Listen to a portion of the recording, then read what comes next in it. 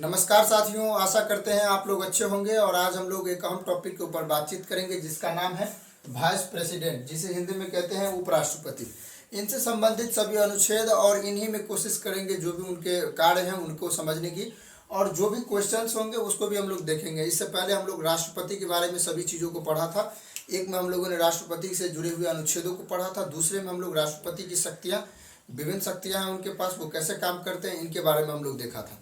आज हम लोग उपराष्ट्रपति को पढ़ लेते हैं। इन दोनों से जो क्वेश्चंस आते हैं वो आपका क्लियर हो जाएगा। आपका कहीं भी डॉट्स वगैरह है तो वो आपका क्लियर हो जाएगा। चलिए सबसे पहले उपराष्ट्रपति के ऊपर चर्चा कर लेते हैं। वाइस प्रेसिडेंट, वाइस प्रेसिडेंट जो है वरीयता क्रम, भारत में वरीयता क्रम जो है उसमें दूसरे नंबर पर आते हैं। ठीक है, 2 नंबर पर ये क्वेश्चन आपसे पूछा जा सकता है। ये बीपीएससी में वरीयता क्रम से रिलेटेड एक क्वेश्चन पूछा गया था 2019 में। ठीक ना, तो वरीयता क्रम को हम कभी पढ़ा देंगे जिसमें वरीयता क्रम में किसके किसके वरीयता है उसके बारे में पता चल जाएगा आपको। तो क्या होगा कि आप आसानी से क्वेश्चन को डिले कर सकते हैं। चलिए, वरीयता क्रम में 2 नंबर पर, यानी राष्ट्रपति प्रथम नंबर पर है वरीयता क्रम में, इसके बाद उपराष्ट्रपति, इसके बाद प्रधानमंत्री। इस तरीके से वरीयता क्रम है। वाइस प्रेसिडेंट को हम लोग ट्रिक के माध्यम से याद रखेंगे, ट्रिक से याद रखेंगे। इसका ट्रिक क्या है? उसरा निका चूस। बोलिए मेरे साथ, उसरा निका चूस। बोलिए, उसरा निका चूस। चलिए समझते हैं। उपराष्ट्रपति का पद के चर्चा किया गया आर्टिकल 63, आर्टिकल 64 में सभापति होंगे राज्यसभा के। इसके बाद राष्ट्रपति के कार्यकाल के लिए कार्यवाहक के रूप में काम करेंगे जैसे रिक्तियां में, इसकी चर्चा है 65। इसके बाद निर्वाचन प्रक्रिया 66, काम माने अपना कार्यकाल कितना होगा 67 में, इसकी चर्चा किया है। इसके बाद चूस में क्या है? चू मतलब क्या हुआ? उपराष्ट्रपति का चुनाव, निर्वाचन प्रक्रिया, अगर उनकी स्थान रिक्तियां हो जाती है तो चुनाव करवाया जाता है। ठीक ना, तो इनकी चर्चा है 68। इसके बाद शपथ ग्रहण आर्टिकल 69। ठीक है, याद रखिए उसरा निका चूस 63 से लेकर 69 तक इनकी चर्चा मिलती है। इनसे भी आगे है 2-3 अनुच्छेद और है, लेकिन उतना नहीं पढ़ना है, जो चीज़ें हैं उन्हीं से पढ़ना है। चलिए 63 में क्या है? 63 में क्या है? उपराष्ट्रपति का पद। सबसे पहले हम लोग बारी बारी से समझते चले जाते हैं। उपराष्ट्रपति का पद कहाँ से लिया गया है बताइए? यूएसए से लिया गया, यूनाइटेड स्टेट ऑफ अमेरिका से उपराष्ट्रपति का पद होगा। और भारत में एक राष्ट्रपति का पद है जिसे किस में वर्णन किया गया है? आर्टिकल 63 में वर्णन किया गया है। चलिए आगे बढ़ते हैं। राज्यसभा के सभापति होंगे, ये आर्टिकल 64 कहता है। उपराष्ट्रपति राज्यसभा के सभापति होंगे। मतलब क्या हुआ कि वो एक पद से 2 काम करेंगे, एक पद से 2 काम करेंगे। उपराष्ट्रपति पद कब के लिए है? जब राष्ट्रपति महोदय किसी कारणवश उसकी रिक्तियां हो जाती है तो उस कंडीशन में वो क्या करेंगे? उनके पद को संभालेंगे। ये काम है उपराष्ट्रपति का। अब ये काम अभी तक अब नहीं आया है, अभी तक ऐसा काम आया ही नहीं है उपराष्ट्रपति के लिए।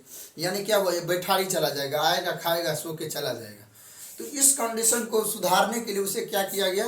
राज्यसभा में उसे सभापति बना दिया, ताकि तुम इन भीड़ों को क्या करो? तुम बोलो, तुम चुप हो जाओ। तो इस तरीके से उनको मैटर करने के लिए, सॉल्व करने के लिए उसे सभापति बनाया गया, ताकि उसे पैसा मिले तो थोड़ा काम भी करे। ठीक ना, तो सिंपल समझिए, उपराष्ट्रपति महोदय जी क्या होते हैं? राज्यसभा के सभापति होते हैं, लेकिन राज्यसभा के सदस्य नहीं होते हैं। हमने पढ़ा था कि लोकसभा के जो अध्यक्ष होते हैं वो क्या होते हैं? लोकसभा के सदस्य होते हैं। लेकिन ये जो सभापति महोदय होते हैं वो खुद राज्यसभा के सदस्य नहीं होते हैं।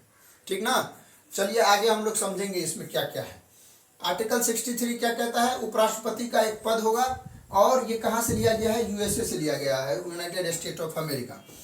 इसकी पावर, वहाँ के जो वाइस प्रेसिडेंट है अमेरिका के और भारत के जो वाइस प्रेसिडेंट है, दोनों की क्या है? शक्ति बराबर है। इसके बाद 64 कहता है उपराष्ट्रपति राज्यसभा के सभापति होंगे। सभापति में पदेन सभापति होंगे, पदेन सभापति होंगे। पदेन मतलब क्या हुआ? ऐसी कंडीशन आ जाए जब वो पदेन सभापति के रूप में हो और राष्ट्रपति किसी कारणवश रिक्तियां हो जाती है उनका पद, तो वो क्या करेंगे, सभापति का पद छोड़ देंगे या जाके राष्ट्रपति के कार्यवाहक के रूप में अपना काम करने लगेंगे। तो उस कंडीशन में जो उपसभापति होंगे वो क्या करेंगे, उनके कार्यभार को संभालेंगे।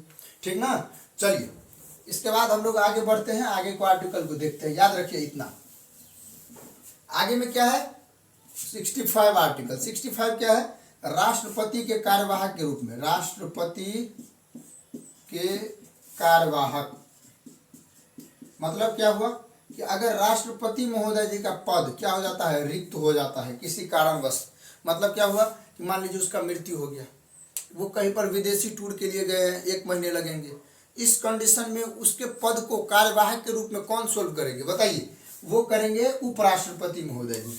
ऐसे कंडीशन में उपराष्ट्रपति महोदय जी को वेतन मिलते हैं, किसके लिए, वेतन किसके लिए मिलेंगे बताइए, राष्ट्रपति के लिए, समझे। जब वो सभापति के रूप में होंगे तो उसे सभापति का वेतन मिलेगा, ना कि उपराष्ट्रपति का। ठीक है। और जब वो राष्ट्रपति के कार्यवाहक के रूप में आ जाएंगे तब उसे उपसभापति का नहीं मिलेगा, मतलब सभापति का नहीं मिलेगा, उसे मिलेगा राष्ट्रपति का वेतन। यही चीजें है। Dot clear. चलिए 65 में कार्यवाहक के रूप में काम करेगा, ये बताया गया है। सबसे महत्वपूर्ण अनुच्छेद ये याद रखिए, 65 सबसे महत्वपूर्ण है ये, इनसे संबंधित क्वेश्चन आपसे पूछा जा सकता है। इसके बाद अब हम लोग निर्वाचन को समझते हैं। 66 में क्या किया गया है, निर्वाचन। निर्वाचन, इसका निर्वाचन कैसे होता है, कैसे होता है, जैसे राष्ट्रपति महोदय का निर्वाचन होता है उसी तरीके से इनका भी निर्वाचन होता है। कौन सा था पहला, एकल संक्रमणीय मत प्रणाली, एकल संक्रमणीय मत प्रणाली। दूसरा क्या था, अनुपातिक प्रतिनिधित्व विधि, अनुपातिक प्रतिनिधित्व,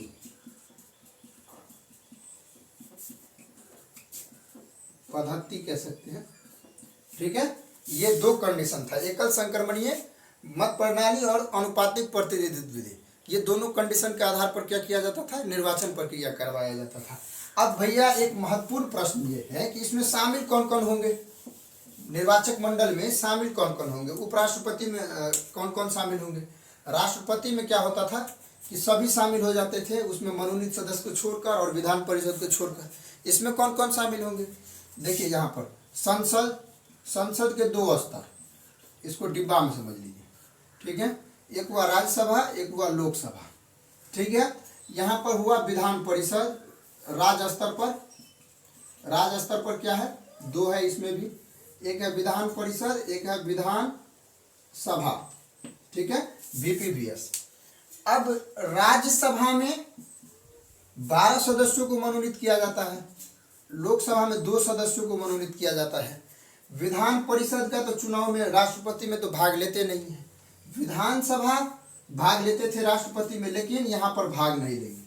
अब हमको ये बताइए, हम लोगों ने राष्ट्रपति की शक्तियां में पढ़ा था कि आर्टिकल 356 लगा के क्या करेंगे, राज्य के ऊपर शासन, अपना शासन लागू कर देंगे, राष्ट्रपति शासन। अगर वो नहीं चुनते, राज्य वाला व्यक्ति अगर उनको नहीं चुनते तो उनको हक था कि तुम उस पर शासन लगा देते। जब तुमको चुनवे नहीं किया तो तुम कैसे लगा दोगे उस पर शासन, है कि नहीं। तो इस कंडीशन में राज्य के मत के उपराष्ट्रपति को तो लगाना नहीं है, राज्य से संबंधित कोई काम नहीं है, सिर्फ तो उसको राज्यसभा के सभापति और कार्यवाहक के रूप में काम करना है। ऐसे कंडीशन में यहाँ पर ये जो मत प्रणाली है राज्य स्तरीय वाला, इसको नहीं दिया गया है, मतलब ये अपना मत नहीं करेंगे उपराष्ट्रपति चुनाव के लिए। अब करेंगे कौन, राज्यसभा के सभी सदस्य और लोकसभा के सभी सदस्य, जिसमें एंग्लो इंडियन 2 और 12 मनोनीत सदस्य, ये दोनों आ जाएंगे। उसमें तो राष्ट्रपति महोदय जी क्या करते थे, मनोनीत करते थे सदस्यों को, 14 ठो को, और वो फिक्स हो जाता था। लेकिन यहाँ पर तो वो मनोनीत नहीं करते हैं, ऐसे कंडीशन में वो पक्षपात नहीं करेगा, ये मानकर उसको भी अधिकार दिया जाता है इसका, समझे ना, समझ रहे बातों को। चलिए आर्टिकल 66 तक आपको समझा दिए, जिसमें निर्वाचन प्रक्रिया शामिल था।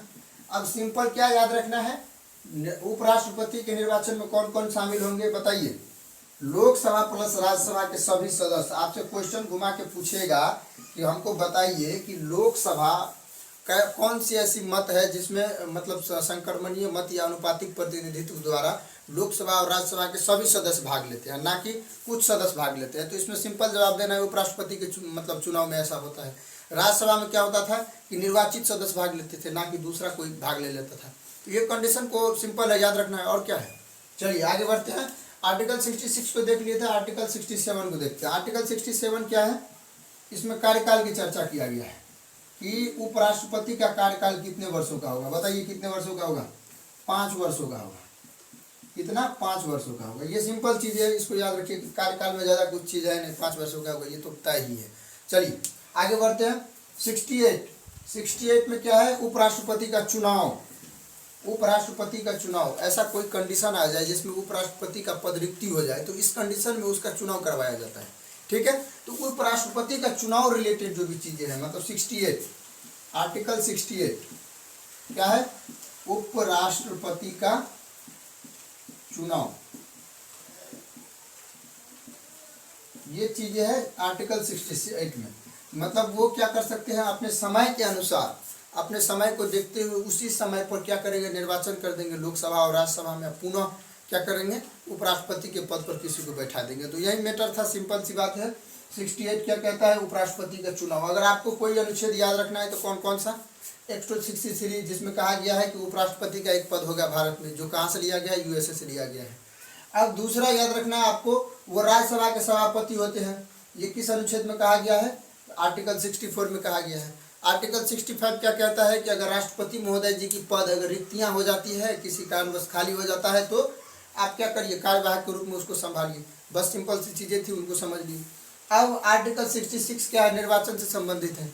ये कार्यकाल तो 5 वर्षों का होता है, ये तो याद रखने की जरूरत ही नहीं। इसके बाद पुनर्निर्वाचन होगा, ये तो कोई दिक्कतें नहीं है इसमें, भैया सीट खाली होगा तो पुनर्निर्वाचन कर देंगे, 68 कहता है।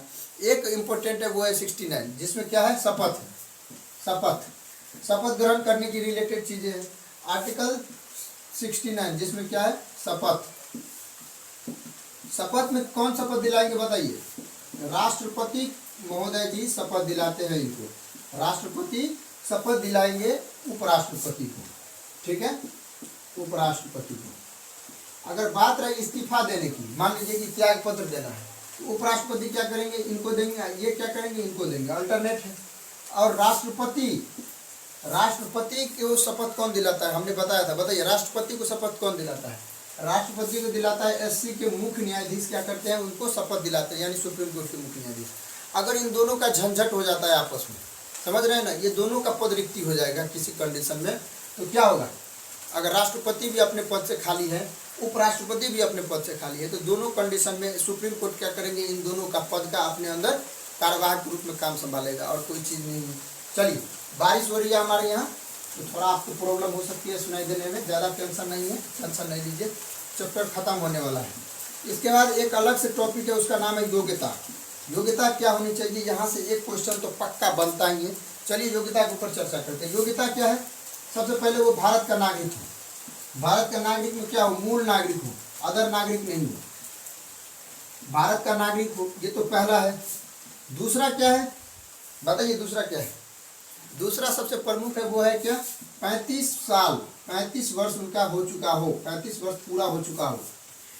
ऐसे कंडीशन में वो राष्ट्रपति पद, उपराष्ट्रपति पद के लिए चुने जाएंगे। तीसरा कंडीशन क्या है, तीसरा कंडीशन क्या है बताइए, राज्यसभा के सदस्य चुने जाने योग्य हो, चुने जाने योग्य हो। मतलब क्या हो, क्योंकि वो राज्यसभा के सदस्य बन सकते हैं, इस तरीके से उनका योग्य होना चाहिए, उस तरीके से उनकी योग्यता होनी चाहिए, ये कहा गया है उनके योग्यता में। लेकिन हम लोगों ने राष्ट्रपति को जब पढ़ा था तो उसमें क्या लिखा था, लोकसभा में सदस्य चुने जाने योग्य।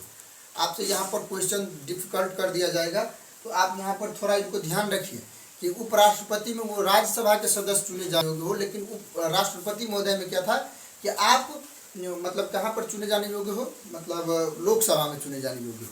इस तरीके से इनको याद रखना है, ज़्यादा चीज़ कुछ नहीं है इसमें।